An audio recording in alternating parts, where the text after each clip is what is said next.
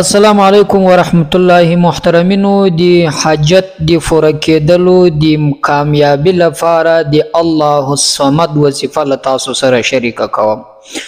دا یوه داسې بهترینه وظیفه ده چې دوستانو که مو چېرته هم حاجت نه وي پوره سوی، وظایف مو ډېرې کړې وي، نن راسئ دا یوه وظیفه وازمویئ، انشاءالله د دې په برکت سره به ستاسو هر حاجت پوره کیږي.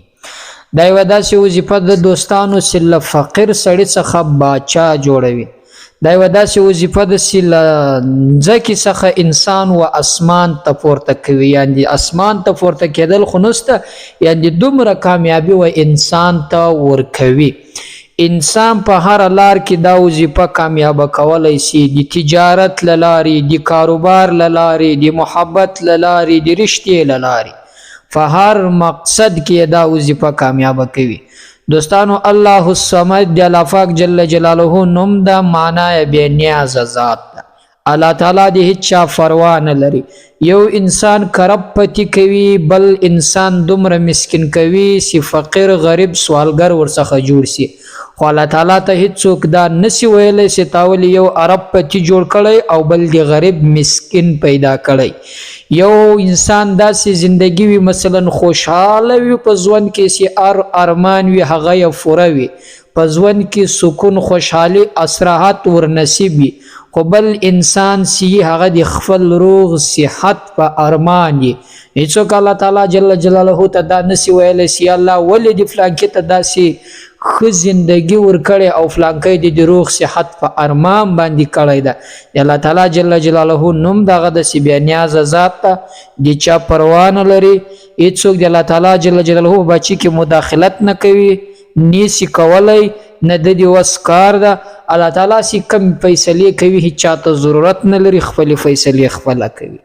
الله پاک جل جلاله چې انسان ته فرض کړي چې الله تعالی جل جلاله اراده ورته وکړي، فقیر سړی به وي، غریب سړی به وي، په لږ وخت کې به داسې مالداره کې، داسې بې مشهوره کې، داسې عزت به ورکړي چې دا کس به خپله حیران وي چې الله تعالی چې ما ته دومره مال او دولت راکړی، الله تعالی پر ما باندې دومره مهربانه سو، دومره عزت او دومره یې مشهوره کړم چې د دی به خپل سوچ او فکر ورته اخیستی و، هغه طرف ته به د سوچ او فکر هم نه وي.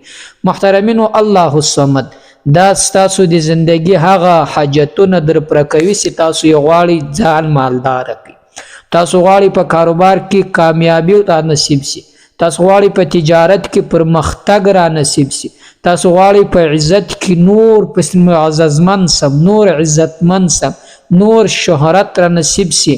او دا زمانه ده د دې لپاره اکثره خلک کوشش کوي چې څنګه ځان مشهوره کړم، څنګه د خلکو پر زړه باندې راج وکړم چې خلک ټول ما طرف ته راغب شي. محترمینو د دې وظیفې په برکت سره له سوالګر سړي څخه الله پاک جل جلاله د هغه رتبې انسان جوړوي چې د بل سوچ او فکر هم نه وي.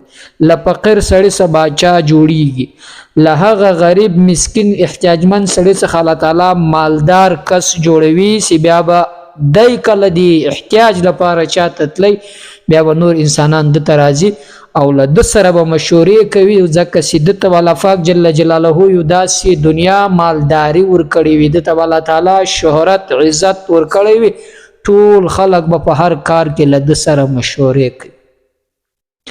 محترمینو که غواړئ هم چې کامیاب شئ او دغه حاجتونه چې دا کم ما در بیان کړو چې دغه مې پوره شي، او غواړئ چې مثلا الله تعالی ترقي درکړي د دنیا په لحاظ، د شهرت په لحاظ، د عزت په لحاظ او د هر څه چې ستاسو په زړه کې وي د دې ټولو په لحاظ باندې دغه وظیفه ستاسو هغه حاجت در پوره کوي. بیا خاص کر دا درې محترمینو دا ډیره بهترینه وظیفه ده. انشاءالله تاسو په زندگی کې یو ځل وکړئ، دعاګانې به راته کوئ. که چیرې هم تاسو دا وظیفه نه وي کړی نو له دغې موقع څخه ګټه واخلئ، له دې موقع څخه استفاده واخلئ. د الله تعالی دغه یو نوم چې په دې کې به ستاسو ګټې دوی سي، یو به ستاسو هغه حاجت پوره سي د مالداري یا د شهرت یا د عزت یا یو بل حاجت چې ستاسو په زړه کې وي، او یو به الله پاک جل جلاله د دې پر ذکر باندې تاسو ته په آخرت کې هم بدله درکړي. الله الصمد د دې ورد کول، د دې وظیفه کول، د دې ذکر کول، الله پاک جل جلاله په آخرت کې هم تاسو ته د دې بدله درکړي په دې دنیا کې تاسو د کم مقصد لپاره وایاست په هغه مقصد کې به هم الله تعالی کامیابی در نصیب کړي. خو محترمینو دا یو شی له ځان سره نوٹ کړئ، دا یاد وساتئ، دغه کم چې د تسبیح شکل مثلا دا ګوتمۍ چې ما پر سکرین درکړې، کوشش وکړئ دا واخلئ. دا تقریبا یا به 50 روپۍ یا فصل پی. کله چې هم هر ذکر تاسو کوئ نو دغه بټن چې تاسو وهئ اړوئ د دې ذکر حساب تاسو ته معلومیږي.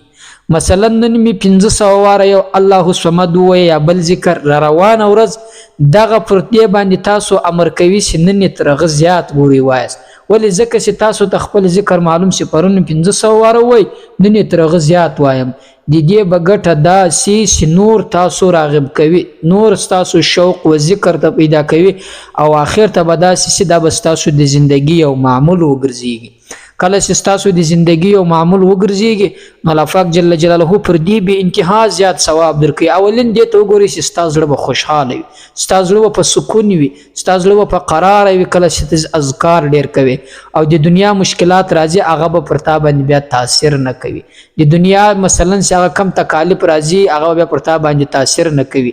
کله چې ته ډیر اذکار کوي ستا زړه ستا خلص صفا سوله، بیا چې ته هر دعا کوي الله تعالی قبلوي، بیا چې ته هر خواست کوي الله تعالی قبلوي، بیا چې ته هر څه غواړې الله تعالی درکوي، بیا چې ته هر څه په باب باندې لاس پورته کې الله پاک جل جلاله تا خالی لاس نه ردوي. نو کوشش وکړئ دا واخلئ، ځکه چې دا انسان پر ذکر باندې نور خوندور کوي، نور د انسان زړه ذکر ته کیږي ورځ پر ورځ بیا زیاتوي. اخر ته بیا د خپل نسی کولای چې ذکر فریدي بغیر له ذکر دا به بیا د دوی و نشو وګرځيږي، مثلا عادت به وګرځيږي، له ګناهو څخه به هم زړه تور سي، له عبثيات الناروا څخه به هم زړه تور سي. کله چې د انسان ګناهو څخه زړه تور سي د انسان زندگی بیا خوشحاله وي، د انسان ژوند بیا په قرار وي. نو محترمین راځي هغه وظیفه در سره شریک کوم دی الله الصمد وظیفه. محترمینو دا وظیفه د سهار لمانځه وروسته د ماخستن لمانځه وروسته په دې دوران کې کولای شي، په نورو وختو کې مکړي. دا درې لمونځونه د ماسپښین مازیګر ماښام په دې درو کې نشي کولای، ماخستن سهار.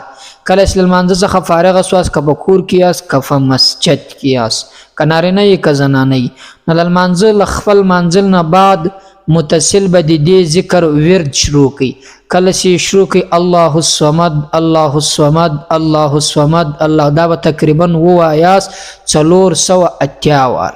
کله چې 480 وار ووایي بیا د خپل حاجت په باب باندې دعا وکړي چې یا الله مالدار مې کې، یا الله شهرت را نصیب کې، یا الله عزت را کې، یا الله پاک جل جلاله له قرضداریو څخه مخلاص کې. دی دغه الله الصمد دی وظیفې په برکت سره یا الله تعالی مالدار مې کې، دومره مال او دولت را کې حلال ورې دې خواص کوي چې حلال مال یا الله را کې، له حرام مال څخه وساتي.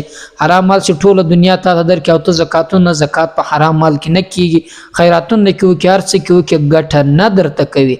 نو دی حلال مال خواست وکړه. کله چې الله حلال مال درکې وایا الله زړه ور سره را کې، مثلا چې بیا ستا په لار کې مصرف کم، دا ډېر خوند کوي چې سړی ته مسکین ودرېږي او د ده وس قدرت پر دې باندې هغه ته څه ورکړي، یا مثلا مسجدونه باندې جوړ کړي، مدرسې ور باندې جوړې کړي، غریبانو ته ورکړي، حجونه پکې وکړي، مثلا داسې نورو خلکو ضروريات ور باندې پوره کړي. دا ډېر خوند کوي. دا به د قسمت والا تعالی قسمت والا انسان ته الله پاک جل جلاله نصیب کوي. الله تعالی ټول مسلمانانو ته داسې مال او دولت ورکړي حلال، او دغه زړه دی الله تعالی سره ورکړي چې الله په لار کې مصرف کړي. نو محترمینو دغه وظیفه وکړي، لغه نه بعد د دغه په باب باندې دا رقم دعا وکړي ان شاء الله. دا کوي مثلا د ژوندۍ او معمول وګرځوي، دونه وخت ولا قدر څخه واخلي چې زیات ټیم واخلي، زیات 10 منټه یا 15 منټه واخلي، یو خو به ثوابي، بل خو الله پاک جل جلاله هغه د زړه هغه ارمان هم در پوره کړي. محترمینو خدای دې دا وظیفه مې خوښه شوې، پر الله تعالی مسپارم تر بلې وظیفې پورې. د خدای په امان. السلام علیکم ورحمت الله.